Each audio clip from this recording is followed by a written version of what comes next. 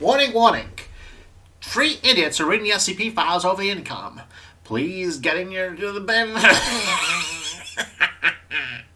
So, do I code your recording? What does it matter to me? Tanhoney, Going to welcome these people?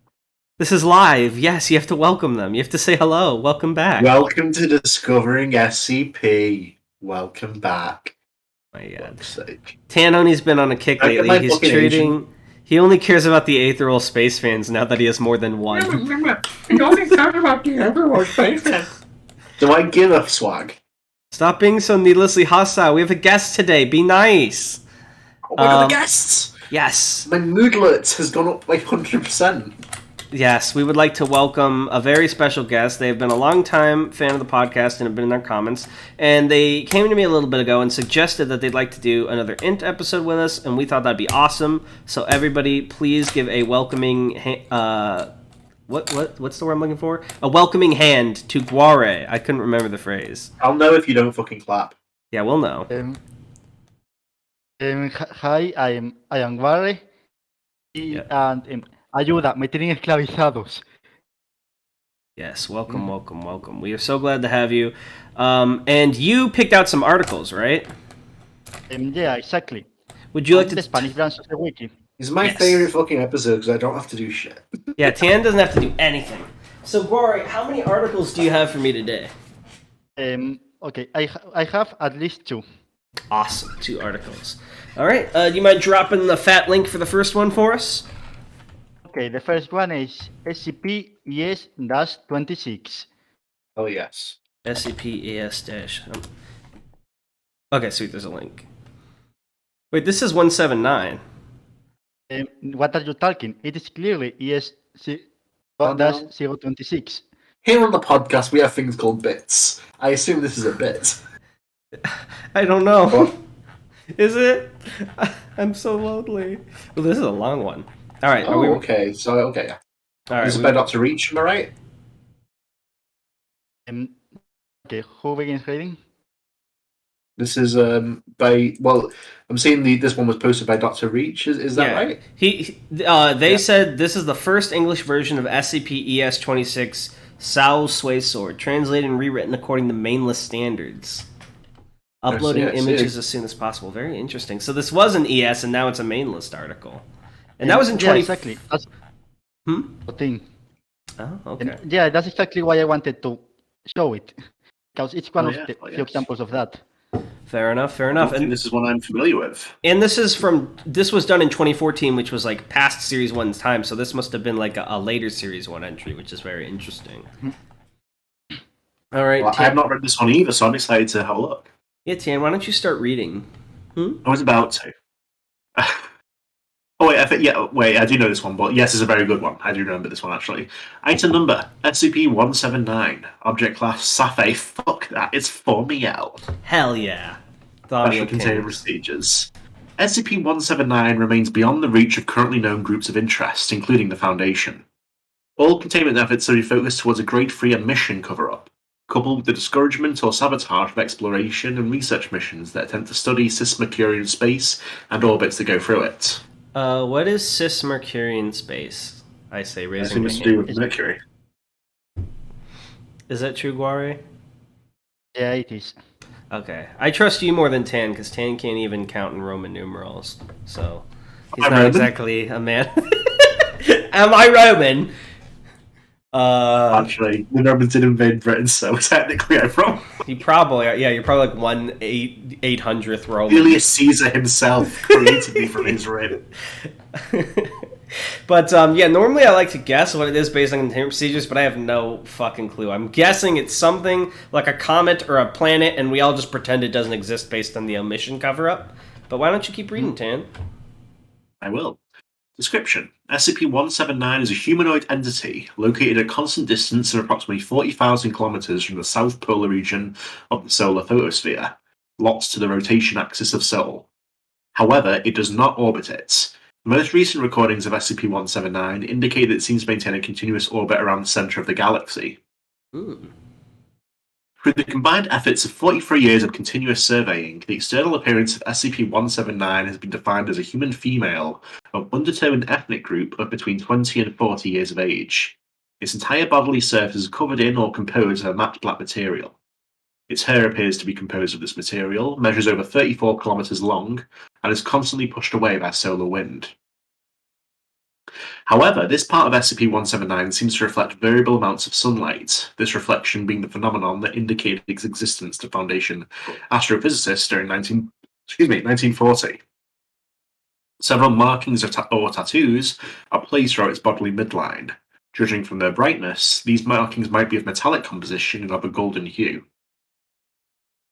These tattoos include several symbols that have been identified as those typically resembling the Sun and the 6 innermost planets of the solar system according to medieval alchemy, including, in this order, the symbol of gold in the subject's forehead, right underneath the hairline, the symbol of Mercury under the nose, circling both lips, the symbol of copper between the medial ends of the clavicles, data expunged, autosensor level SC4, non-trivial cognitive asset detected with the anatomically correct shape of a human heart, placed over the location where a heart would be in a female human of the same apparent age and bodily proportions.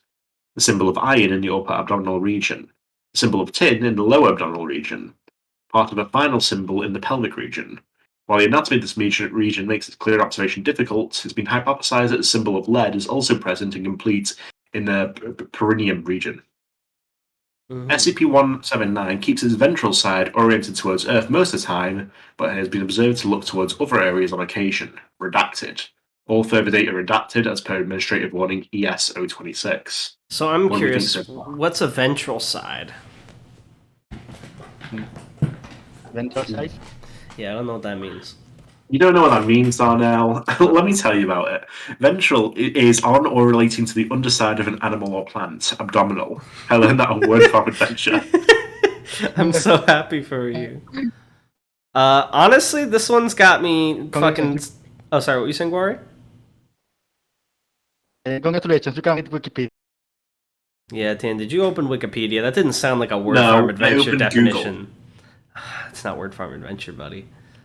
Not the same definition. You think they write their own definitions? Yeah. No plagiarism, smile. I don't know what the fuck this is. It sounds like some sort of homunculus or like old god or something. I don't know. It sounds like a babe, am I right? I don't know. No, for real though, I have no clue what this is supposed to be. I'm totally lost. I don't even have a guess. Is this related to anything we've read before, Tan? It's not now. Let's find out more. Yeah. Keep reading, Tan. Administrative Warning ES-026. As of blank blank blank, SCP-179 has been reclassified. Oh, wait a minute! So it's all related to the sun, right? And it's all alchemy, and it's a thaumiel. Maybe it like keeps the sun from exploding or something. That's all right. That's my guess. You're locking that in? Yeah, I'm locking that in. Locked in. Yeah. All involved personnel with a clearance level below 4/179 will be either promoted or reassigned to fit this new classification, depending on their relevance for the continuated surveillance and cover-up operations as directed by the current head research for SCP-179. All reassigned personnel will be subject to polymath-08 memory redaction therapy or declass amnestics, in a high-dosage grade with a maximum retrograde effect of 10 years of experience, depending on the time spent working in SCP-179 prior to its reclassification. SCP-179's existence will be subject to an orbital misinformation, standardized intelligence obstruction, and neutralization campaign. I was looking at that, it seems like a funny acronym for it, but no. As per Mission Protocol 4, items 4.5, 4.6, and 4.7, most documentation relating to the SCP has been classified Level 4, Top Secret. Any further data related to the SCP has been classified Level 5, Thaumiel, and will be made available only to authorized 5/179 personnel. Be advised that unauthorized access to SCP-179 research materials will be considered Type 3B offense, unauthorized data management while lacking appropriate global clearance, punishable by compulsory memory redaction therapy with immediate reassignment and/or demotion. Oh, Chris. And then there's like a little collapsible, but honestly, I gotta be real. I'm so lost so far. What do we actually know? Help me out here, Guaire. Okay, first of all, we know that it's a woman. Mm-hmm. Oh, yeah, We know that. Sorry. we know that she's in space. Okay. and that she has relation to the solar system. Okay. So I'm not too behind And then. Now you aren't going to blind. And what was the last part you said? I'm sorry? And it was about to say that she has relation to the solar system, and it's very important. For reason we don't yet know. All right, so she's in the solar system for a reason we need her. So I'm actually not as behind as I thought, because that's all I had grasped so far from all of this nonsense. And I'm very curious to see what this collapsible is. Very verbose. All right, dope. Look at the collapsible. SCP-179 is sensitive to all radiation and electromagnetic spectrum, intelligent and able to communicate through multiple anomalous means, including but not limited to radio and laser communications interference. Only one instance of SCP communication from Foundation personnel has occurred thus far, where the SCP proved to be fluent in French. Just like me, Smile. I don't want to talk to the SCP anymore. It's French. Get it out of here. She do be just like me, though. Dan, as this content. Have you ever told me? I was gonna say, did you tell the hamburger story? Good time. As this content did not result in a clear statement of SCP-179's intentions to our Foundation and its mission, all efforts must be made to prevent contact by any known groups of interest with SCP-179. Misinformation operations and other preemptive measures have been deployed.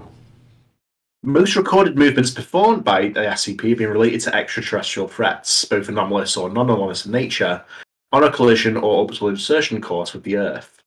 These threatening items have been identified as capable of causing C-Click A-class reconfiguration events that divide Earth's impacts on human societies and earthly life in general if allowed to reach Earth. If impact with Earth or orbital insertion occurs without proper response and containment by Foundation operatives, these items of interest may be capable of causing XK-class end-of-the-world scenarios.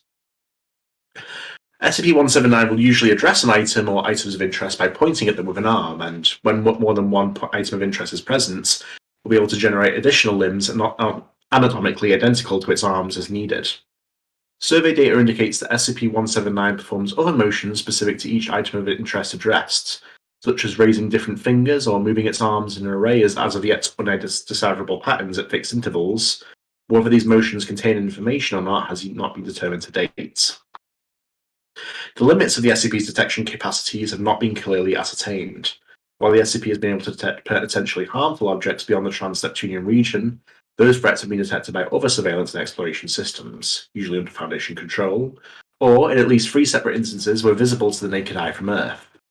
However, they had not been immediately recognized as threats.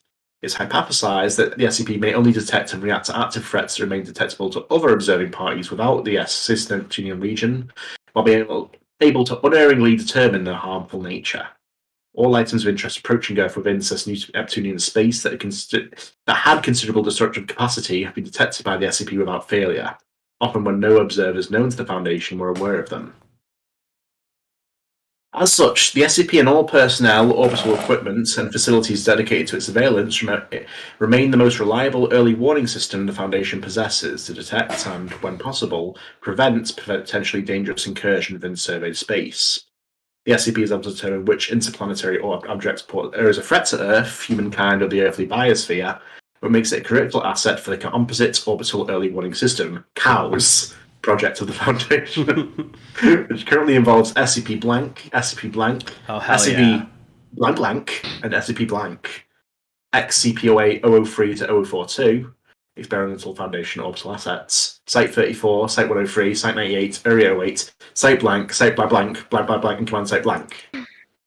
As well as several persons, blah blah blah, blah blah blah blah. I was starting to wonder if this was really a Series 1, but I think I'm good now. No, it is Series 1 both here and in the Spanish wiki. Hell yeah. As well as several personnel embedded within different space agencies and international consortia related to space exploration. All data of interest related to or obtained for SCP-179 will be marked as 179, which will be considered high priority information to all Foundation departments. I need a second. It's okay. Yeah, we should continue from here. So I'm very interested. So basically, it's sort of like it just points at threats so we know they're coming. But yeah, you need pretty high-tech equipment to spot it, don't you? I mean, they've been covering it up from NASA and shit. Yeah, I mean, it's the Foundation. It has the equipment. I guess it's just like, how long has this thing been up there, and why is it helping out, you know?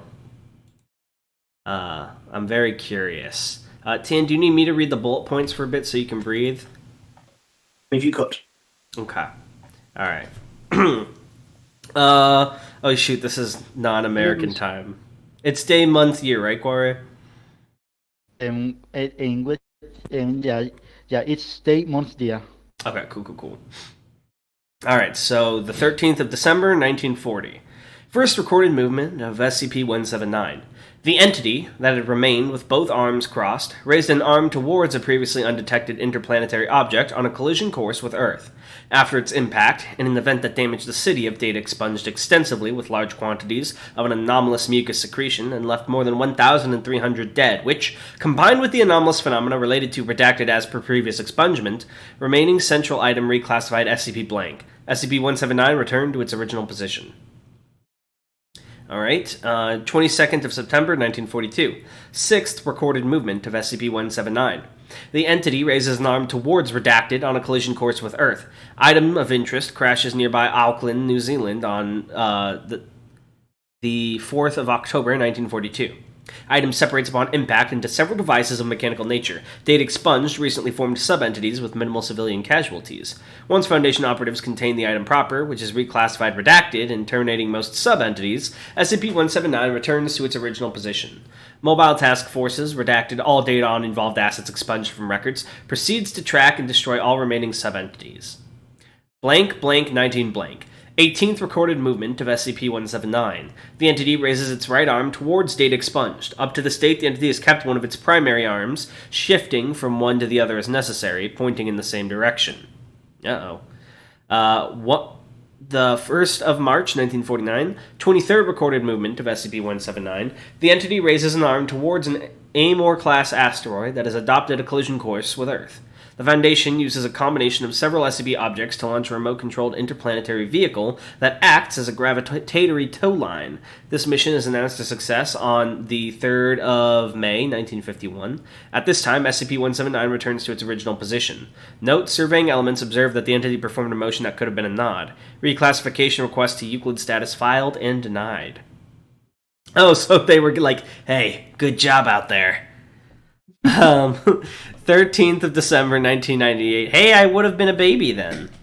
403rd recorded... to Earth in the hospital where Darnell was born. We took him out quickly. Let's let threats gestate, right? I was born 3 months earlier than that. Okay, so you don't even know me.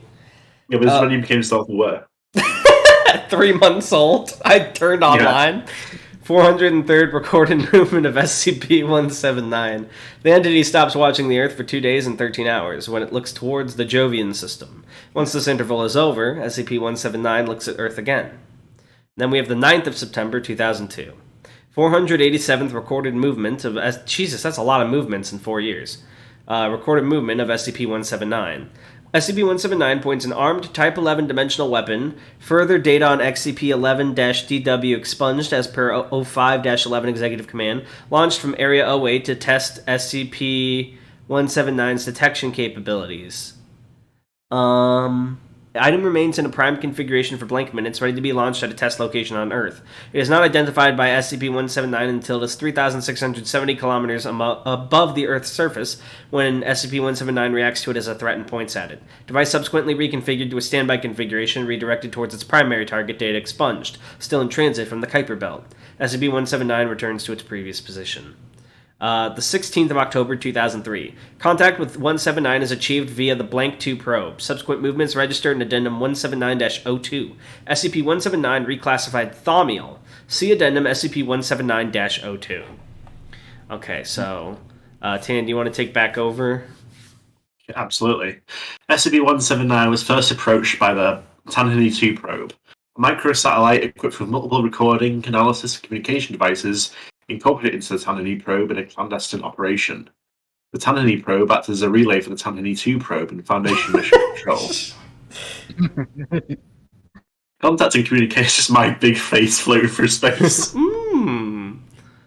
Contact and communication with the entity was not foreseen nor programmed. When visual contact with the SCP was established, Obtaining an unprecedentedly clear, very high-resolution image of its surface, the entity began to move its lips, forming the phonemes of a greeting in spoken French. What follows is a complete translation of the exchange. All right, Guaire, you want to do this with me, buddy, or do you want me and Dan to do it?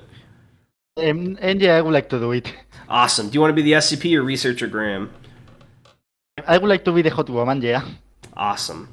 Who wouldn't? Am I right, fellas? Bum bum bum. All right, why don't you spin us off here, Guaire? Anomalous, what's the movies on screen? We are on the log, I believe. You don't have to read the timestamps. You can just read like what she's saying. Okay, I'll start. Hello. I am the lookout. My name is Wellsweser. Do you like my brother? I like him too. He's big.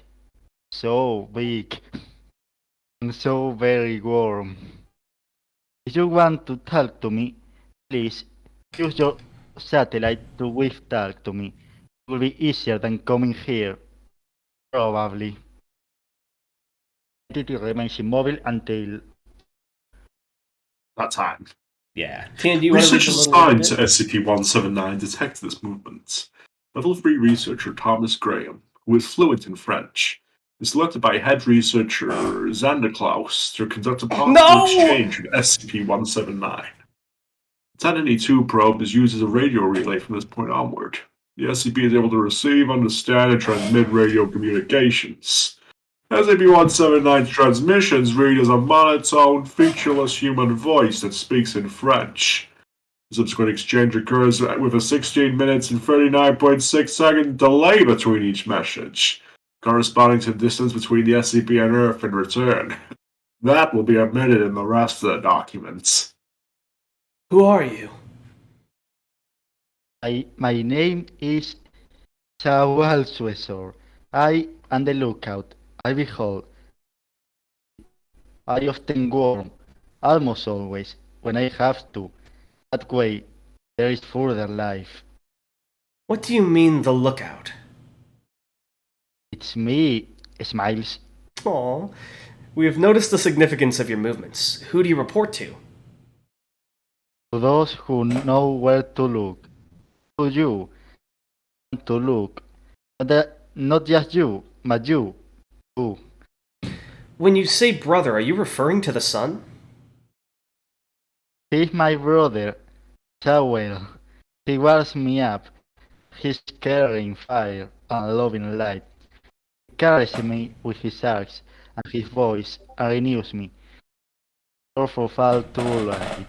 He is your source. Where do you come from? I was born a child. The entity not towards Earth. For how long have you been in your current location? I do not want to tell you. Smiles. Smile. The SCP adopts a fetal position, remains looking towards Earth and pointing at redacted. Each of the entity remains visible for the 122 probe. How did you reach your current position? How did you acquire the properties you currently possess?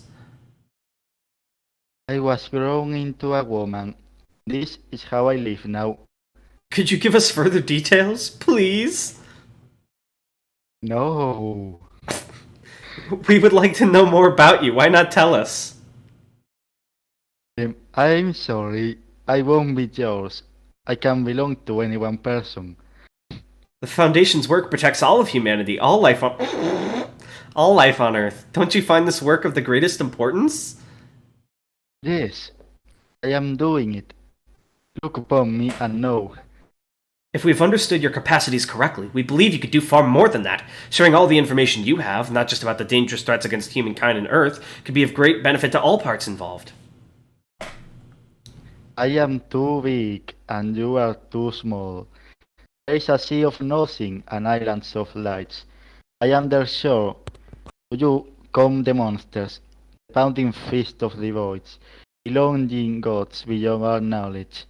I am the lookout. I see the ripples in their wake. You want me to pledge my side no to you, only to you, so you, only you, can be greater. Even if you find restraint, defend, want me to be yours. That's not why I am here. There are others. Others I assist. Others I warn. Others beyond your seeing walls of gray paste rock. Others beyond the reach of your weary satellites. Others beyond the home or home. Others I know. Others I love. Others you won't care for. Others that came before. And, overall, others beyond the little wall of rules, and bone, and laws, and flesh, and memories, and oaths you built around yourself until you don't even remember them. Others I love dearly, and yet only my brother is unequal to me. Excuse me, I don't understand what you mean by others. Could you please explain yourself with other words? He smiles, but I have no words left. Damn. Smile. Tan, are you sure that you, I'm surprised you didn't remember this one. This feels like it was written by you, almost. It's got a Tan Honey touch. Despite several communication attempts, the SCP did not... You think I know what electromagnetic signals are? Are you serious? Yeah, that's true. This guy can't even read Roman numerals. I'm not Roman. Despite several communication attempts, the SCP did not perform any other movements nor transmit other messages. Up to this date, the SCP has not responded to any message coming from any Foundation contact team or any other efforts from known groups of interest. Ghosted. Damn. If I was going to be ghosted by anyone, I'd want it to be like the hot sun lady. But I guess my confusion is like, she's the sun's brother, but it seems like she's specifically protecting Earth with her actions, but then she says she's helping others. So can we only see the actions that are in regards to Earth? Like, I have no more words left. Otherwise, it would have been like noted that she was pointing to other stuff, right? Very, very confused. Very interesting piece. I'm gonna give this one a 9 out of 10. I liked it, but I just felt like it was a little too withdrawing with how much it wanted to tell. Oh, I gotta fucking sign in the wiki down. Hang on. But I really liked it. How did you feel about it, Tan? I like it as well. I didn't remember it immediately, but I remembered it very quickly. Quite intelligent. Right. It's a nice. I like it a lot. It's nice. It's something you can imagine being in this world. Like you zoom in on the sun, that thing's there. Yeah. And it hints at other things as well. It's sort of like the little thing that suggests many more things around it. I'm a writer. You can see I use my words good. Yeah, he's so good at using his words. How do you feel about it, Guaire? Well, when I first read it, I really like it. But the main reason why I wanted to show it here is because how that important it was, and it, despite coming from the Spanish wiki, like we aren't going to see much, but this SCP has featuring many tales, many canons, and a lot of. Yeah, I didn't actually know this was originally from the Spanish wiki. Yeah, that's pretty cool. All right, you mentioned you had also one of the first. Oh, sorry, what were you saying? And I was about to say that this is also one of the first SCPs from the Spanish wiki too, not just in general. So, good to see quality coming early. So they came out the gate with bangers then over there, huh? That's pretty cool. How many articles, Tan, do you think have been translated over to the main list since then? Because I know a lot of English articles get translated over, but how many do you think the other wikis get? I'm not sure. Very curious. To the main list, I don't know. Likely not many. But in the but well, now the second article was going to be SCP ES-100. Ooh, SCP, and this is a sequel, you said? No. I say the second article we were going to read. Oh, right, the second article. I got you. This is the start of the second series. Of the in the Spanish branch, in the Spanish branch, each series only has 100 SCPs. This is the start of the second series. Oh! Instead of 1,000, it goes by hundreds. Okay, yeah. I see. So this is sort of like their equivalent of the 1,000 contest. Yeah, kinda. I got you. All right, Tan, would you mind starting us off here? Oh, yes, absolutely. I wouldn't mind, but I'll do it anyway, because I care about this podcast and we need to do this. You will do it. You don't have a choice. Okay. SCP-ES-100, threat level low, object class SAF-A. Special Containment Procedures. Instances of requisition 2800 model elevators are listed and stored in the low-value items storage facility in Section G of Site 34. Update 09/02/2007. In accordance with the guidelines agreed upon in the SCP-ES-100 Full Research Protocol, a single instance of the Model 2800 elevator will be installed in the assigned experimental area for this use, located between sublevels 3 through 12 of Wing D of Site 34. The instances used will only be kept in operational condition during the course of the tests and must be replaced by a new instance approved by the project manager in charge of the SCP after an investigation cycle that will not exceed 20 days. Okay, so basically the SCP is all of these elevators, and they have to have a version of the elevator in their area, but they have to replace it every 20 days? I guess so. I don't know anything about this one, so I'm on the same page. I discover an SCP. Oh, and there's one last note. Sorry, what were you saying, Guaire? We forgot to say that the name of the article is, for your safety, please use the stairs. Oh, God. Oh, no. And this was written by... Oh, it says Int Translator. Do you happen to know who the original author is, Guaire? Yes. Yeah, just go to the Spanish wiki. Alright, how do I go to the Spanish wiki? I actually don't know how to navigate the wikis. The author was Balasius. Balasius. Yes. Shout out to Balasius. Let's get into the description. Object experimentation has been suspended indefinitely. Consult your site director if any of your proposals require the use or manipulation of this object. Description. SCP-ES-100 refers to a cognitohazardous effect that has tentatively been associated with Model 2800 elevators. Freight elevators of the Brimbo brand. The Brimbo brand? Yeah. That's one letter away from Bimbo Tan. During the journey between a home floor and a destination floor. Despite the fact that, at the time of writing, all experiments in controlled environments have been able to reproduce the anomaly presented during incident 034-100-001/N3, the current hypothesis holds that exposure to the SCP induces temporal visual dissociative agnosia, preventing its subjects inside from recognizing the destination floor, their floor of origin, or any memory of disparities between the two. This sensation of alienation and disorientation seems to be intensified with each new journey, aggravating the subject's state of anguish and fear to the point of refusing to leave the elevator. I've been there. If the hypothesis is correct, prolonged exposure to the anomaly results in cognitive alterations such as a loss of the notion of time, paranoid psychosis, including auditory and visual hallucinatory episodes, personality dissociation, obsession with blue tonality, and lacunar amnesia. All traits associated with a possible fugue state caused by SCP's trauma. This kind of seems like the plot of a horror movie or something.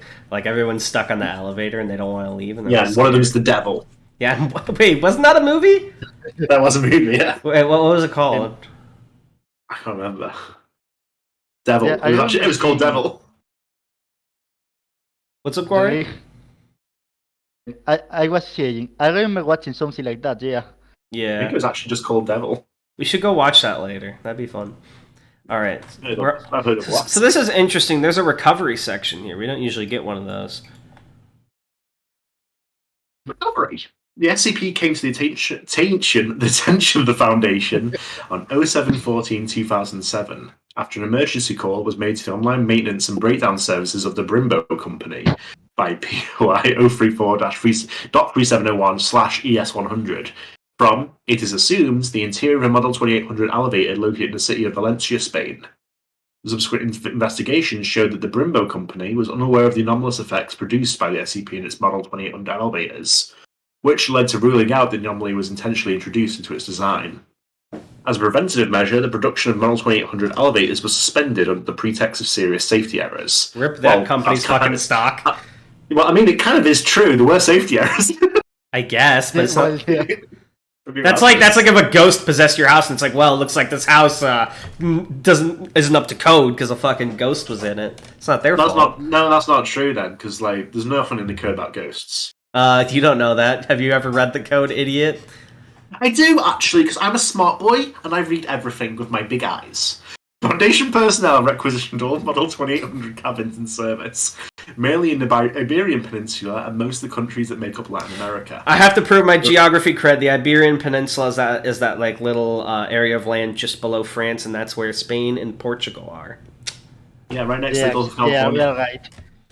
Yeah, so if anyone wants to make fun of me for Gulf of California. Yeah, that's what I'm saying. If anyone wants to make fun of me for Gulf of California, let's just say I remember places that matter, like Spain and Portugal, and I don't remember places that don't matter, like California. I don't care about California. I'm sorry, in sync. I don't care. Local Yankee insults Mexico. Yeah. Wait, what? Oh no. The Gulf of California is in Mexico. I'm sorry! No! Bullshit! Plays Linkin Park and walks away. Anomalous, edited in Linkin Park. Edited in fake Linkin Park. Anomalous, give us a flashback to the time we didn't know what the Gulf of California is. No! Yeah. Is that real? I don't know geography. They're replaced by Model 31 elevators under the justification of a free joint urban renewal plan by the Brembo Company and the state institutions of each region. Update in 02-14-2008. Despite the fact that the last of the Model 2800 elevators present in the official inventory of the Brembo Company was withdrawn from circulation on 02-13-2008, it's been determined that an unknown number have not yet been acquired by the Foundation. It's believed that these are in public circulation, possibly due to the illegal second-hand sale and altered serial numbers. Fucking smuggling elevators. Boy, I've got something you need for your criminal complex. Drug lord's like, I want to get to my second floor. I don't want to be caught. That's so good. Given the potential risk that presents to the population, staff members of Mobile Task Force Sigma-22, Prey Dogs, currently maintain low-priority active tracking for new instances of Model 2800 elevators that still remain outside containment. So I want to make a note. I already opened this earlier to see how long the article was. I really like when you click the credentials. It's a really cool opening sequence. Just wanted to say that. The following portion of the file has been classified as Level 3/ES100. In order to review this article, it's necessary to check your security access level. Yeah. Encrypting your access to the system. Credentials checked. Access allowed. Loading requested file. I don't know why he's reading this, since in the lore of the podcast we have these printed out like in a folder. So, I don't know. Maybe Popcorn. You can tell me what you read out. Incident 034.100.001/N3 research report. Date. Actually, Darnell. Yeah. Click the link below. It's the exact same thing, but looks better. What am I clicking? The link in red. The link in red at the end of the report. Oh, there's like a real PDF. Yeah, exactly. Okay. Should I read that? Oh, yes. Okay, this is harder to read than the version on the page, but I will try to read this version. It is cool. It looks like a real Foundation document, which is poggers. This is already more effort than anything Tan's put into an article, I would just like to say out loud. It says, it's mandatory that someone watches this girl. We need to know what she did in all that time. The date is, it looks like it's back to American time, July 21st, 2007. Location, city of Valencia, Spain. Coordinates, 39.4 redacted degrees north, 0.39 redacted degrees, West. Oh, west? I'm stupid. Yeah. I will say, this is the first time I've seen like a redacted in an SCP article that legitimately makes sense, because you would obviously redact coordinates. So shout out to this article again for another good first. Present agents. Agent Ariadna... help me out here, Guaire. How do I pronounce that last name? Is that Yarado? Yarado, okay. Yarado. Authorization code. Yarado. Authorization code 4... Am I doing it wrong? I'm not trying to be ignorant. Yarado. No, don't worry. Okay, cool. Authorization code 4694-824227 CR-611. Why the fuck am I reading this? It obviously doesn't matter. Can you say the first bit? I didn't catch it. Shut up.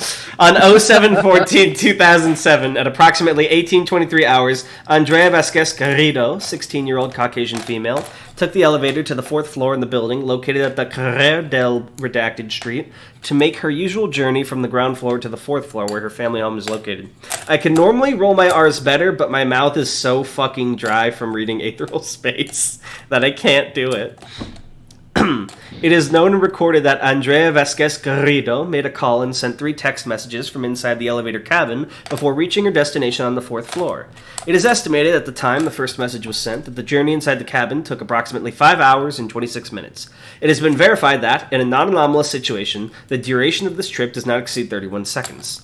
Andrea Vasquez Garrido reached the 4th floor and returned to the family home at approximately 23:47 hours without the knowledge or memory of what she herself had related in her calls and messages. Sorry, there was like a SCP stamp over it in the version I'm reading. And then there are some signatures. Can you read those out, please? No, because they're in cursive and I can't read cursive. You can't. I thought you were good at reading. Yeah, well, I thought you were good at writing, but eyes widened, aether flared, so... Get fucking owned. I'm sorry, I didn't mean that. Are you okay, Tan? Both in California. Alright, you know what? Fair enough. I'll take that heat. I'm sorry. I went too far with that one. Alright, do you want to take back over or do you want me to keep going, Tan? I'm happy to take over if you'd like. Go for it. Post-incident summary. In line with the standard operating procedure, a subsequent interview was conducted with the Andrea Vasquez Garrido, who is a POI, I'm not reading that fucking number every time, as well as her family members and close acquaintances. These interviews turned out to be irrelevant for clarifying new information about the incident. How worthless. No. Due to the importance of the messages, the mobile phone devices of the POI and its mother were requisitioned. The elevator cabin used by the POI during the incident was disassembled. Side note, finish the sentence. Was disassembled, replaced, and moved to Site 34 facilities, where it's currently stored. Can I say, from the way they designed the graphics with the picture here, and like how they had that original report, and even the little loading thing when you do the collapsible, I think this feels like the most official. Like this feels like something a group like the Foundation would like write out, you know, like not all the secret super CSS whimsical stuff. You know what I mean? Like this feels like a government document, is what I'm reading in a cool way. Yes. Really it should be noted that the POI's mobile phone device did not record any outgoing calls or messages. Foundation assets made sure the messages were not deleted by the POI or another person either, but not the mother's mobile phone device, which received free text messages. Please note that due to the psychological state of the POI, it's been impossible to know exactly whether other calls were made or messages sent in addition to those recorded during the course of the incident. The use of amnesic treatments... Amnesic. Like amnesia. Amnesic. Or discositante among those involved was dismissed, given the importance of the possible future testimonies. Hold on. What's discositante? I know this word. Is that... It's... Ooh... Is that dissociation? I'm trying to remember what that is in English. You got it one! I don't know, I'm guessing. Hang on. Discositante in English. I don't know. Wait, this word isn't showing up. Hold on. Help me out. What is this? You seriously don't know what it means? I don't. It's only showing up in SCP-ES-100, so I think it's just like a misspelling. Oh. No, I put another SCP. Ah. I think it means discontent. Among those involved, dismissed given the importance of their possible future testimonies. Instead, the Department of Disinformation, Censorship, and Rescission created an appropriate alibi to cover up the incident. Update 10/11/2007. At the request of the project manager in charge of the SCP investigation, a secret DNA match was requested, which confirmed the identity of the POI. Wait, what? Acid follow-up has currently been maintained on the POI and their family members. Hold on, I'm slightly confused. Who were they DNA matching?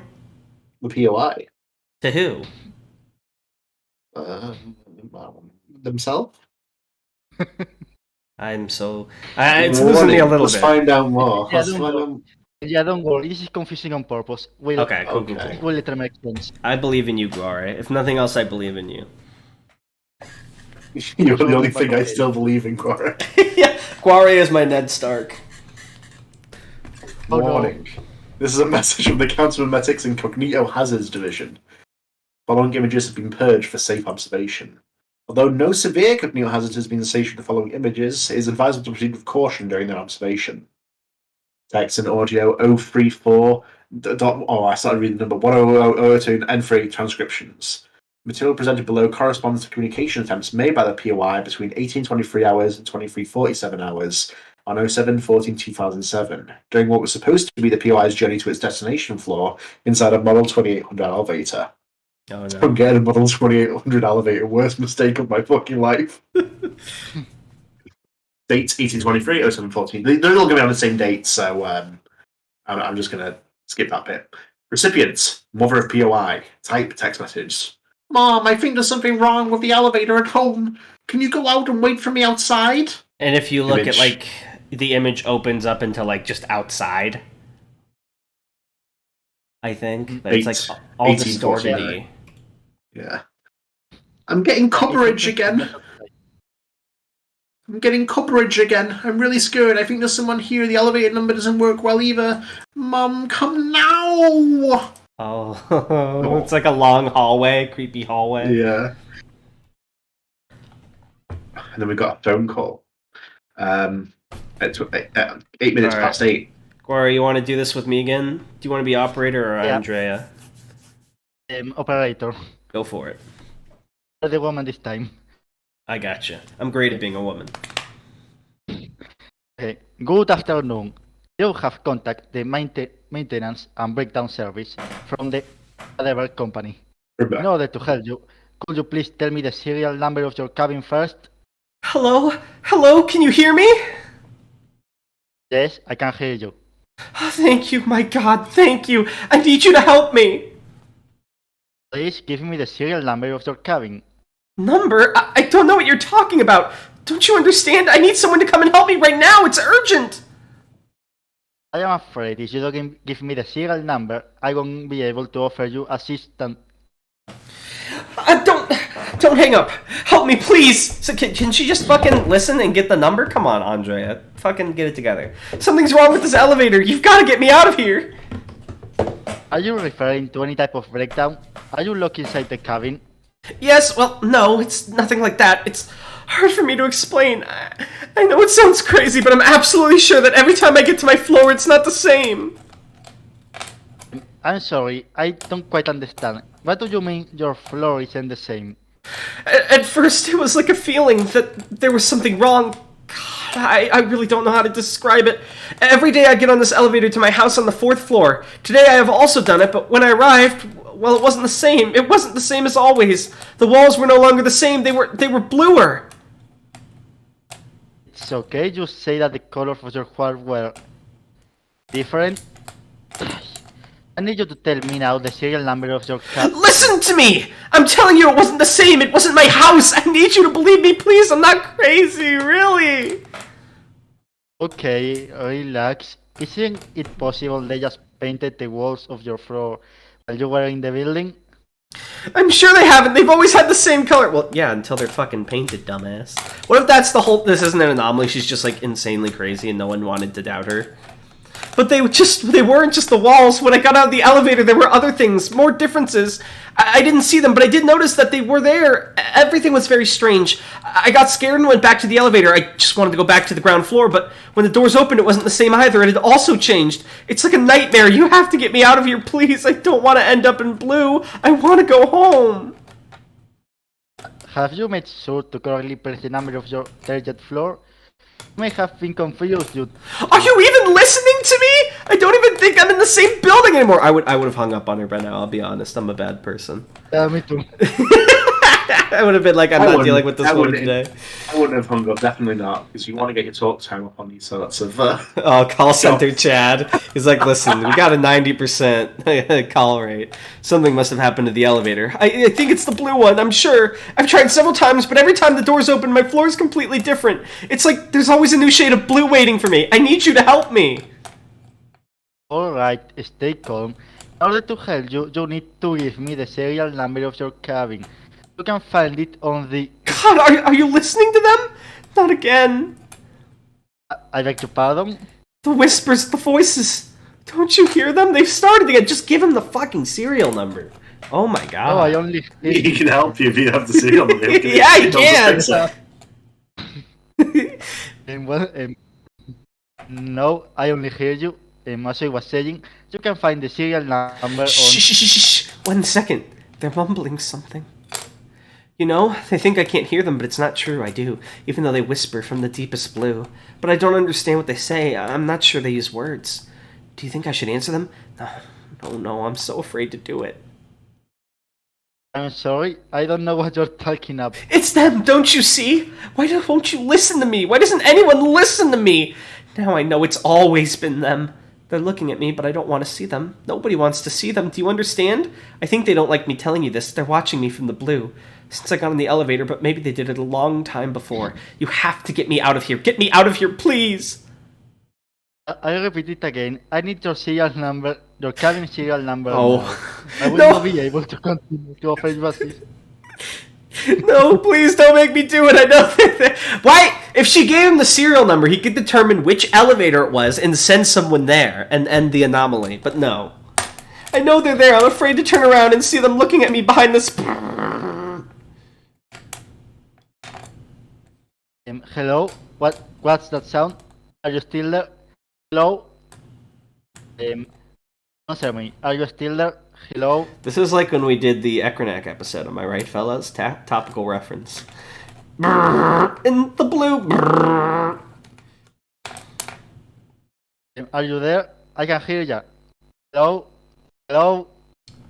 Damn. And then, like 2 hours later, we have another text message from the mother of the I assume POI. And it says, where are you, Mom? Everything's in the blue. They're in the blue. Am I in the blue? Why don't you answer? And there's like a distorted, purpley, bluey image of like a fucked up hallway. And then... Yeah, just like my house. Update on the 10th of the 3rd, 2007, the requisitioned mobile phone device, the mother of the POI, received a new message with a number associated to the POI. The verification of the requisitioned mobile phone device showed that it had not made any new calls since its seizure. And it says... And there's like an even more fucked up hallway, and there's like a shadowy person in it. Yeah, that's me. Guaire! You slide dog! Let her out of there! Seriously? Guaire. Addendum Project Cancellation. On 2/12/2010, Site-34's management determined to finalize the agreed study protocol for SCP-US-100, as well as the indefinite cancellation of its associated experimental trials. Further information on the decision taken can be obtained by requesting documentation associated with this opinion, which is a little document we have here. Let's open it. Oh, an offset. Yeah. I don't have the strength to read this all. I don't. Is this like... Yeah, I will, don't worry. Are we allowed to forego this, Guaire? Do I have your permission? Is this the ending, or is this like additional materials? Not really. This is like the halfway point. Oh, okay. Well, please go ahead. Okay. Introduction. Due to the erratic behavior of Dr. Jeremy Ashworth, caused by personal reasons unrelated to his work at the Foundation, on 2/12/2010, the Ethics Committee of Site-34 agreed to remove him from active duty. The retirement of Dr. Jeremy Ashworth, project leader, and the lack of progress in their research was reason enough for Site-34 management to determine to finalize the agreed study protocol for SCP-ES-100, as the indefinite cancellation of its associated experimental trials. No essential staff assigned to SCP-ES-100 are assigned to new projects of Site-34. The causes for Dr. Ashworth's retirement may be known through the following samples, which corroborate the investigation's emotional deterioration.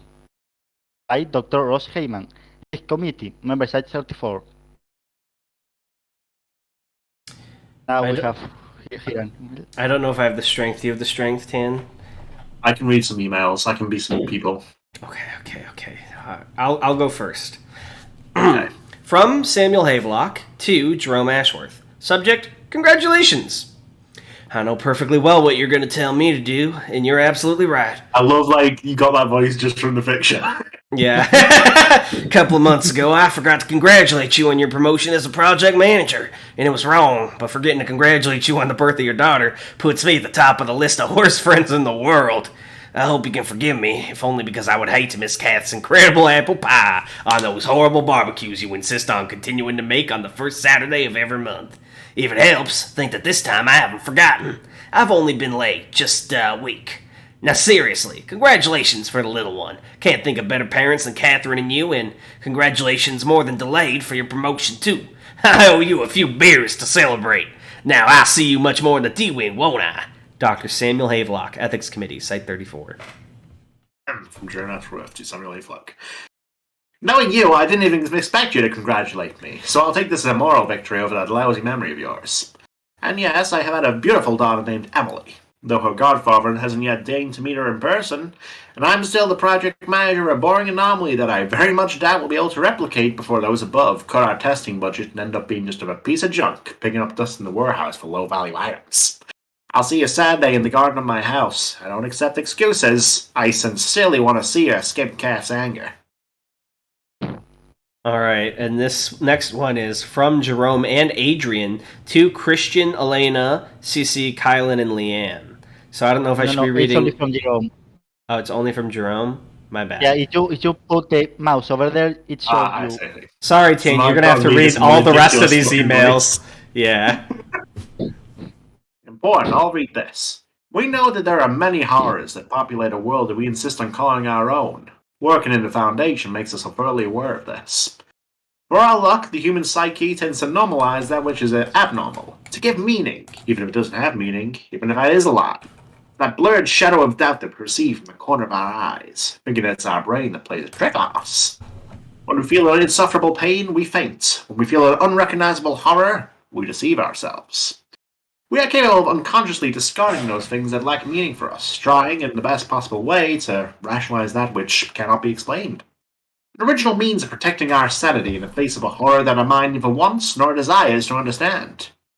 Andrea, that unfortunate girl who got on the elevator never to return home, for a reason we don't know, was worried that something strange was going on, that something was wrong when the doors opened to that floor she knew was not hers. That's why she didn't get off. She opens the elevator. Never, you weren't supposed to be here in the blue.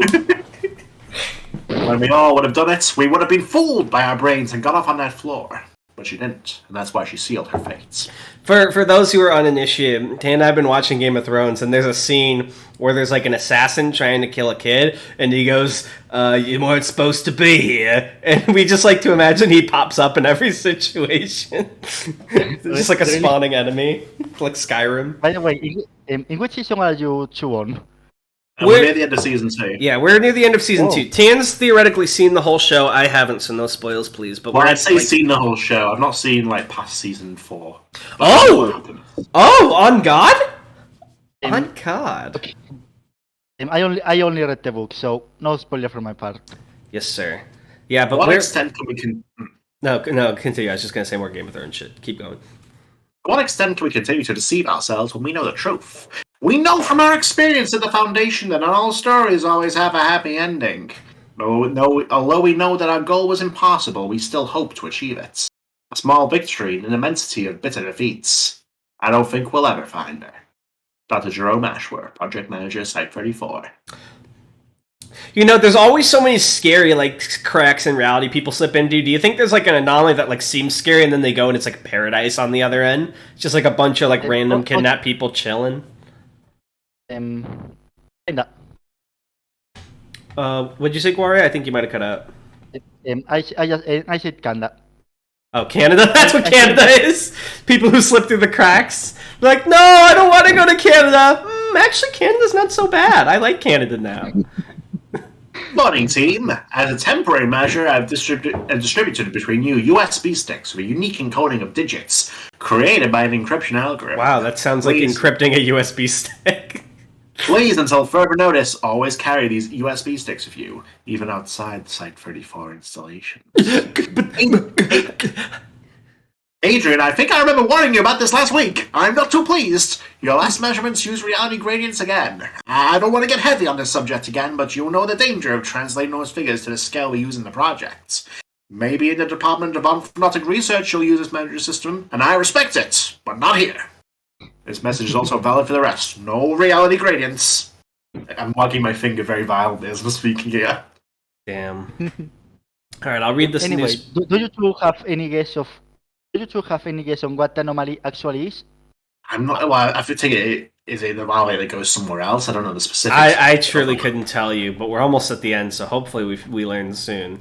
It seems like an elevator. I don't think the elevator just makes you think you're somewhere else. I think it actually. Yeah. Well, no. They did mention. Hold on. They did mention that. That's what it does, but none of them have come close to recreating the first incident, and the first incident was her going to somewhere else. So maybe it's like that she came out the elevator, but I don't think that's really her. I think that's like a homunculus facsimile. Ooh, a facsimile. Maybe the shadow person we saw in the hallway. Scary. You know what that kind of reminds me of? Almost Hands. Do you remember in the one you wrote that was like the No. Do you remember the one you wrote about like you did the game and the guy's twin brother came out or something? Yeah. It kind of gives me that vibe. Like maybe it was like someone else was like, "I'm going to take your life now." Smile. Okay, I'll read this newspaper clipping so Tan can rest his weary throat. Drunk driver causes an accident. 2 dead after a head-on collision. A woman and her 3-year-old daughter were killed after the vehicle in which they were traveling caught fire. 2 people, a 38-year-old woman and her 3-year-old daughter, died last night as a result of a brutal frontal accident between 2 vehicles on the Brimbo Highway. The first investigations indicate that one of the cars involved, whose driver is hospitalized in a serious state and in police custody after testing positive for alcohol, drove on the opposite side of the road, causing the collision. After the impact, the vehicle in which the victims were traveling began to burn. When the doctors arrived at the scene of the accident, both the woman and her daughter had already died. Oh, guys, I think this might have been this guy's wife and daughter. Yeah. Oh, no. Yeah, just think. All right. Guaire, do you want to do this with me, or do you want to do it with Tan, or do you want us to do it? How are you feeling? I wanna do it. Who has the okay, how to phrase it? Or who has read the list? All right, you'll do Haveworth or Havelock, and then Tan will do Ashworth. Okay. All right, let's do it. Use read the introduction then, Donnell. Why don't you pull your weight around here and read that introduction? Human Resources Department, Office of Mental Health and Psychiatry, lol. Post-incident interview transcript. Interviewed, Dr. Jerome Ashworth. Interviewer, Dr. Samuel Havelock, psychiatrist. Introduction. The interview took place after Dr. Jerome Ashworth received news of the death of his wife and daughter in a car accident. Dr. Samuel Havelock, a friend of the interviewee, personally asked to participate in the follow-up interview. Okay, beginning of interview in that date. Hello, Jeremy. Good night. You need something else? No, thanks, I'm fine. I think you know why we are having this conversation. How are you feeling? I don't know what you mean, Samuel. The accident. Catherine. Emily. Don't worry, it's not them. It's not them? I don't understand. That's right, it's not them. What are you talking about, Jeremy? They died just over an hour ago in a car accident. I repeat, it's not them. Don't worry, everything is fine. I understand you are denying what's happening. Believe me, this is terrible news. I cannot imagine what I would do in your situation. The Quibos know they are dead. You are my friend, and I am concerned about your condition. It's been barely an hour. It's like, give it some time. Let him breathe. I'm not denying anything, Samuel. I'm fine, really. I am telling you that they are neither my Catherine nor my Emily. The numbers don't match. It's just not them. I don't understand what you're talking about. Your wife and daughter are dead. Don't you get it? Of course not. I may have never told you here. Look, Jeremy, it's clear you are not well. You should take the week off. Possibly the whole month even. You know, I should do it too. You will stay with me these days. You need to assimilate the news.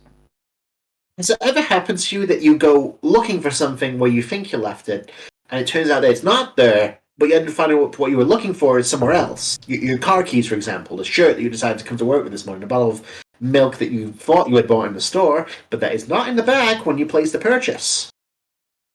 What's all this about? It happens to all of us. It's just memory.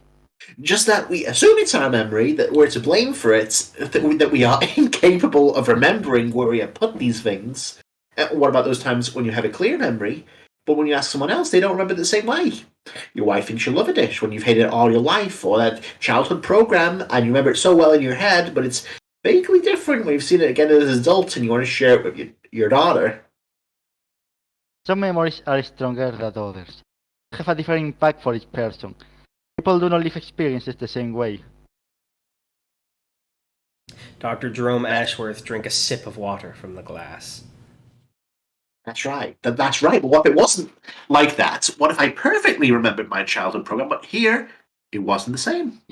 What if I had really bought the milk, but when it arrived in my kitchen here, I would never have bought it? What if where I came from, neither Kathleen nor Emily would have led to go to the night shop to buy that milk that I hadn't forgotten? What if the numbers were different? Are you listening to yourself? Everything you're telling makes sense. Honestly, I don't expect you to understand. I'm fine, Samuel. That's what's important. Dr. Jerome Ashworth rises from the table. Why are you getting up? Where are you going, Jerome? I intend to go home with my Catherine and my Emily. If you'll excuse me, I have to take an elevator. Dr. Jerome Ashworth leaves the room. Well, here's what confuses me is, like, you could take this one of two ways, is that he figured out the elevators, like, where the things that slip through reality go, but also it could be that this is, like, him coping and he's just going to his death right now. Like, so I'm truly at a loss. I think I liked this article.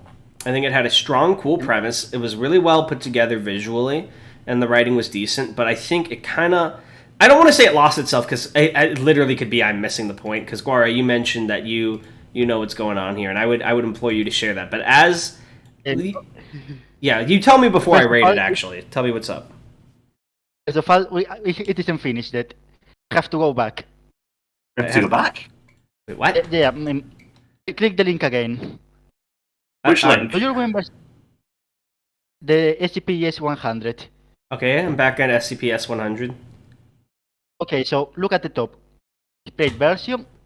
Click here to see level 4. What? There's more? I can't keep going. I can't. Don't worry, this one is short. Okay, how do I get in? What's the user ID and password? Okay, user ID is g.ashworth. G.Ashworth. And the password I will share it on the Discord. Alright. How am I meant, like, out of interest, how am I meant to, like, know this? Like... well, 070907 is the date of the incident, and J.Ashworth is his username in the emails. Oh, wait, it says... No, the date is the daughter was born. I can't log in with that password. Is it G.Ashworth? It says it says incorrect user ID or password, so I do J.Ashworth, then it says password hint the day of my little Emily. Oh, so that's the birthday in the email. Are you sure it's 070907? It might be 090707. Okay, go to the discussion page. Yeah, 090707 works. That's how I got in. Yeah, me too. Boarding system, please wait. Oh, this is cool. Checking system root files, checked. Synchronizing events, cipher delivered, please wait. Access granted. Welcome back, Dr. Ashworth. Last time the access system was on 2010. Selecting virtual document from the SCP, please wait. Credential verification is required to continue. Keep your eyes fixed on the screen. All of this, you know. Please do not play during the process. Image capture process. Initiate political coordinate including algorithms. Cross-check codes in the Foundation employee database. Selecting virtual document from the SCP. Please click on the link below to continue. Oh, now we have the cool CSS. Okay. Hell yes. Oh my god, you said it was short, Guaire. You lied. I can't. Okay, I'll do it. I'll take this from here. Tanner, you said you could do it? I can do it. No, you can't. Watch me roar. What about when there was one track of footprints in the wiki? That's when I carried you. Threat level critical. Object class Cater. Spell containment procedures. Due to the random nature of events associated with the SCP, no conceivable containment methods are viable. Since there are no feasible alternatives to contain the SCP, procedures are currently limited to monitoring events associated with the anomaly and administering amnestics to the affected population. If it is necessary to suppress the anomaly in a public area, containment efforts will be carried out by competent authorities and local media agencies under the framework of a standard disinformation campaign. Description. The SCP refers to an exodimensional anomaly that affects all elevators and freight elevator cabins, regardless of the model or company that designed or manufactured them or the location where they're installed. The SCP's effects always manifest during the journey of an elevator or freight elevator from its floor of origin to its floor of destination. Cabins affected by the SCP, henceforth referred to as native cabins, are forced through an Everett-DeWitt quantum decoherence, displacing them, as well as anything in its interior, to a parallel universe upon reaching its destination floor. The native cabin is likewise replaced by a version coming from a parallel universe, henceforth referred to as a foreign cabin, arriving at the universe of origin. I love this because this implies that no one ever used to like forget things or misremember things before elevators existed. I mean... In the vast majority of cases, differences between the universe of origin and the parallel universe of destination prove to be less than 0.021%, 99.41 on the Lutwidge scale, making them practically imperceptible to subjects who travel. This is how you know Tim didn't succeed well in science, as he can't read the notation. I believe it's a 99.41% like range with a 3.54 standard deviation. The similarities between universes and the lack of reliable observers make it extremely difficult or even possible to distinguish between the foreign cabin of the parallel universe and the native cabin, or even that of a completely different parallel universe. Due to the shared similarities between universes, the foreign cabin, as well as anything within it, are generally indistinguishable from the original universe's cabin for observers in the original universe, only perceiving noticeable changes in those cases where the foreign cabin originates from parallel universe with differences greater than 2.9% on the Lutwidge scale. This is this is some Steins Gate shit. You have to get the number ticker over. It's been proven that the anomalous effects of the SCP occur in 2% of the test runs carried out in elevators or freight elevators, with the remaining 98% impossible to detect with the methods currently available. Dan, I know your ass has seen Steins Gate. This is Steins Gate. Yeah. And what is Steins Gate? It's an anime about time travel, and they also have some like parallel universe timeline bullshit where they have to get past like a certain threshold to like fully change fate, because otherwise the universes are too similar, so they have to like do some bullshit. Sounds interesting. Yeah, it's very good. Addendum, Anomaly Tracking. On 10/3/2009, in response to a team led by Dr. Jerome Ashworth to research the SCP, a hash computable function was created by Foundation computer technicians using a secure cryptographic algorithm, with the purpose of facilitating the distinction of the universe's origin by means of a fixed-length string. Due to the random sources of origin and the verification of the authentic information in use of strings, the comparison of the obtained value has an implicit reliability of 96.99% when distinguishing the universe of origin from an alternate parallel universe. As a redundant part of the Foundation's security system, on 04/27/2010, an anonymous jury of 9 members of the Ethics Committee approved, as a pilot test, the implementation of said fixed-length chain in the subdermal identifications of Site-81, Site-34, and Area 103 staff members. On 01/01/2011, this measure was secretly implemented in the rest of the Foundation's facilities, proving to be the most reliable tool for recognition and identification of exodimensional discrepancies between the staff to date. Addendum. I will do the last one. Okay. Addendum, Ancillary Emergency Protocols. If the neutralization of any associated threat is necessary, the deployment of the closest available mobile task force is always authorized. In cases where this does occur, a specialized mobile task force, Lambda 44, Welcome Committee, is be deployed to the affected location as logistical and intelligence support. Update 102/211. Foundation staff affected by an event associated with SCP-100 that demonstrated discrepancies greater than 0.256% on the Lutwidge scales are to be put into medical informational quarantine, subjected to a debriefing in accordance with standard operation procedures, and declared missing by the relevant law enforcement agencies in situations it is deemed appropriate.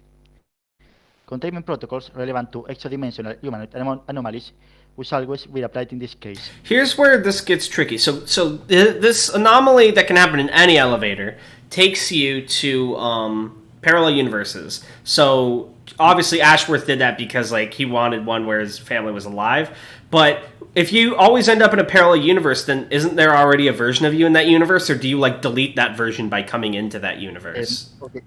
I understood it as it's almost like the two parallel versions come that parallel version are like two, and one goes to your universe and one goes to the other. Oh, okay. So when you enter the universe, that other one goes to yours.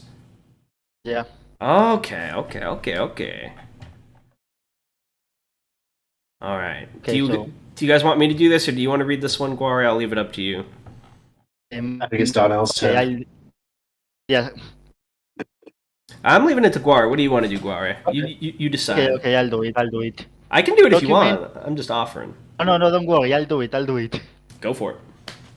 Okay, document 034.100.022/N4 Informative Memorandum. Classified Memorandum, Xenocosmology Division. From Dr. Anne Sterling. Date 04-11-2011. Subject: Assessment of SCP-100 and its implications. After reviewing his notes, it is indisputable that Dr. Jerome Ashworth did an excellent job in studying SCP-100, as well as tracking events associated with the anomaly during the years his team operated. We are certain that this anomaly has been, and still is, one of the main causes of disappearances in the modern day. In addition, it entails a potential danger due to the possibility of extra-dimensional entities or pathogens appearing. It has not been catalogued in large urban conglomerations. This makes it difficult to minimize possible victims should such a situation occur. Likewise, the suppression of these events has given a real headache to the disinformation censorship as an decision department, forcing the Foundation to work with the local security agencies to cover up major events. Thanks to the false diagnosis of schizophrenia among those affected by the anomaly, and the dissemination in popular culture of the so-called Mandela effect, SCP-100 remains unknown among a large part of the population. In the worst-case scenario, it is labeled as a simply sensationalist hoax. Unfortunately, at the moment, the only possible way to contain the anomaly will be removing all elevators and freight elevators in the world, which could inevitably have a massive negative impact on modern life as we know it today.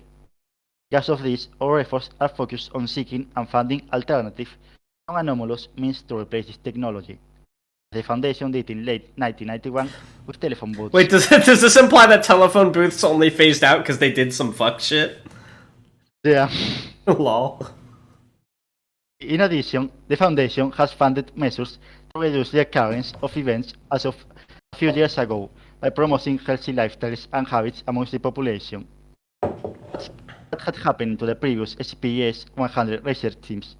The request for, let's say, amnestic treatment for forget participation in the project has taught us that filtering out the true nature of the anomaly will cause panic among staff. I advise that, for security reasons, all information of SCP-100 should be concealed from outside personnel. This entails reversing the changes made in your report, retaining only the original information about this anomaly, and obviously erroneous information as well, for level 3 or below personnel. It is not yet known to us whether SCP-100 has contaminated elevators and freight elevators in recent years, or whether their operation has always involved this anomaly since its invasion. At this time, it is irrelevant. Our main concern does not lie in the 98% of cases where the changes will never be evident. Rather, we need to focus on the 2% that we can be aware of. For your own safety, use the stairs. My fat ass would not use the stairs. I would still be using elevators. I'll take the chances. Alright, that's cool. That's a really cool SCP, I'll admit it. It took a long time to get to it. There was a lot to read, but honestly, very clever. It's really well put together visually. There's a lot of cool effects at use here. And I'm surprised this doesn't have as much attention as I think it deserves, to be honest. I'll give this one... It's a problem of the international skips. Few of them ever stand out. especially if they are not male-list. It's honestly a crying shame because I think this one's really good. I mean, there are like a few minor like spelling errors. Like I think there was a time where instead of POI it was PDI. But like this is a really well put together and clever article with a lot of heart and thought put into it that I honestly liked. I'm gonna give it a big fat 12 out of 10. Really, really liked it. That was good. Good choice, Guaire. But that went. Oh, sorry. What were you saying? Out of curiosity, before reading this last offset, what would you give it? If we had just read in the last two parts, I was going to say it seemed confusing and it slowed down in the middle with the emails, and it was too vague, and I was going to give it like an 8 out of 10. Oh. So, definitely glad we read this last part. Very cool. And very interesting that, like, the discrepancy is that Ashworth had the clearance to know this, but the guy he was talking to did not, because it's, like, so under lockdown. Which is really cool. You don't see that interaction a lot in articles where two doctors talk and one has information the other doesn't about something because of clearance. I think that should be explored more. It's a really cool mechanic. Yeah, I really liked it. I liked it as well. Yeah, very good stuff. We are way over time, though. We're at an hour 20, and we still have to read comments, so... I don't think we have that many comments. I'll try to read them all, but if we do have a lot, then I might skip lost a lot of viewers last episode, so... Yeah, did we? No, I'm joking. This is so sad. All right, I'm going to try and speed read. Do you want to stick around for comment reading, Guaire, or would you prefer to just head out and me and Tan do these? It's up to you. How would you prefer? I don't mind if you stick around with us. It's mostly just going to be me reading, and then if you and Tan want to react, you can. Yeah, I'll stick around. All right, cool. JTKC says, Bubble the Clown? More like Bubble the Circus Carcharodon. Banger episode once again. Loving the Bellaverse stuff, and I can't wait for the guest episode. I hope the guest is Tanhoney, writer of hits like SCP-5000 and Elmogus SCP. You can't spell JTKC. It's writer. Alright, haven't been reading much SCP recently, probably because of Tan's attitude, which is why I haven't been giving recommendations, but Bellaverse Def got me interested again. Yeah, this is... The advent of Elden Ring is making oh my god. Bellaverse eat really well, I think, right now. And I think a lot of people are going to be writing for it. Recommendations are SCP-5935, Blood and the Breaking of My Heart by DJ Cactus. A very Cactus article with a lot of prose but a lot of sag. Unfortunately, I hate Cactus. Since you guys are doing a Tales series, I'll put my favorites. Anastasia, starting with SCP-5391 by J. Dune. Very cool action stuff. J. Dune, very based author. And Apotheosis, starting with 3396 by Cadaver Commander. Also a based author. And this series means a lot to me personally, because it's one of the first few series that encouraged me to deep dive into SCP and by extension find this podcast. Anyways, have a nice week, guys. You too, JT. Yeah, those two series are very good. Awesome. 3 yellow arrows, listen to our password. Dark Souls styled names, let's see. 2337, The Ballyhoo Bird. 2428, Mr. Mad, Defender of Psyche. 1985, Wanderer of the Ends. And 3786, Abdominus Hound. That's a good one. And an honorable mention to read this in a stupid voice. 5688, Twisty Tommy Two Hands. It's me. That's what they used to call me back in my war criminal days. Good Day says... As a no days. Good Day says, more Bellaverse. Heck yeah, I definitely need to write for that one of these days. Also, for 035, the image isn't randomly generated when you load the page. It's just a really long GIF. Anomalous, bring me his head. Yes, please. King T-Rex says, can't think of a funny comment, so here's some password names. 682, The Dragon of the Seven Sealed King. 993, The Jester of Blood and Lies. 2000, The Salvation That Wasn't. 610, The Flesh That Hates. It already has a very Dark Souls name, so there's no point. Then why'd you put it down their forehead? To the dungeon. SCP-076, The Swordman of Fury. SCP-001, Does the Black Moon Howl? Lan. No. Lan says, been sick in bed all day, and listening to this really cheered me up. Thanks, guys. And then... Let's cast the healing wards. Guaire, this is my favorite. Like, 2 hours after he wrote that, you were like, I hope you feel better now. Like, he instantly healed. Well, let's cast some healing spells. And almost cast healing spells on our boy, Lan. Hamiltoe says, I love Lord of the Rings. You kids are really something. Yeah, me too, buddy. Also, please kill Hamiltoe. This one fucked me up because this is, I believe it's ya boy Ian, but I thought it was ya boy Lan, and Lan had an alt account, and I didn't know how to cope. Ya boy Ian says, "Alright, here's my SCP Dark Soul name thing. 3001, King of Nothing. 3999, Soul of Suffering. 001 Clef, the Sun Spear. 1000, Bygone Lords." Bygone Lords is probably the best one there. Take this as a person who has never played or watched Dark Souls. Okay.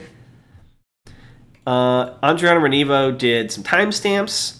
Chaithalia says, only now does Darnell know about 035? That mask is one of the most popular SCPs. Some even ship the thing with 049, the Plague Doctor.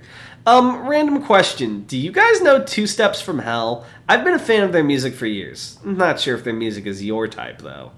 I've never heard of them. Or if I have, I don't recognize them by name alone. Have you, Tanner Guaire? No. So, well, I know of them, but not my music. Sorry, I only listen to outsider music like Neutral Milk Hotel and I only listen to Chevelle. Legend of Zelda Skyward Sword OST. Oh my god, are you my friend? He listens to Nintendo OSTs? No, just that one game. Oh, that's fair. Thought Experiments and other stuff says, time to go to sleep as I listen to the boys goof around while rain softly pitter-patters on my window. That's not rain, those are my footsteps. He's coming. I'm approaching. And then lastly, Guaire Fernandez and Guaire Fernandez Emil says, "Yay, more Bellaverse!" Okay, that's a good bit. Yay, more Bellaverse! I'm really going to enjoy this episode, but I have the feeling I'll like the next one even more. By the way, it's been a while since I've recommended stuff to read, so I guess it's about time I do that again. 179 ES100. That's fucking... Congratulations, you're the very first person who had their recommendations fulfilled by cheats. I'm rigging it. I had to take the chance. You're a hacker. Guaire, let it stand, Guaire. It took Boris 2 years, and he didn't watch the episode. Guaire got it in one day, fellas. So, Exactly. suck it, every other fan. Alright, well, it was really fun to have you on, Guaire. You're very cool. Thank you for being a fan of our stuff. You are an awesome guy. Is there anything you want to plug or talk about to anyone before we close out the episode? Okay, so there is something I want to comment. Like 2 years ago, you read already an Spanish SCP. 105. This is episode 105. Motherfucker. That makes sense now. He got us! He got us! Dude, Guaire... Everything is coming together. Honestly, Guaire put more thought into this episode than we've ever put into an episode. which I feel stumped. I'm impressed. Is there anything else you want to plug, though? Well, right now, no. Everyone say hi to Guaire in the Discord server. You better say hello, I'll know. Yeah, we'll know. I'm like Joffrey. Anyone who doesn't say hello to Guaire gets their head cut off. Yeah, proof of that. Yeah. All right. Well, thank you again very much, man. And to everyone on the podcast, we will see you next time. Bye. Bye.